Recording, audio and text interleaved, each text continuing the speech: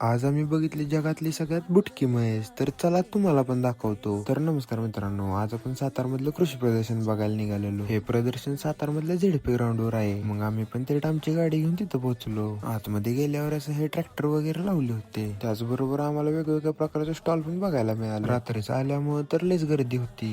मग आम्ही जरा पुढे जाऊन प्रोडक्टची टेस्टिंग बघत होतो. पुढच्या स्टॉलवरची पुस्तकं विनभाऊंनी वाचायला घेतली. मग जरा पुस्तकी ज्ञान घेऊन आम्ही पुढच्या स्टॉलवर गेलो. पुढे गेल्यावर आम्हाला हे कुंपण दिसलं.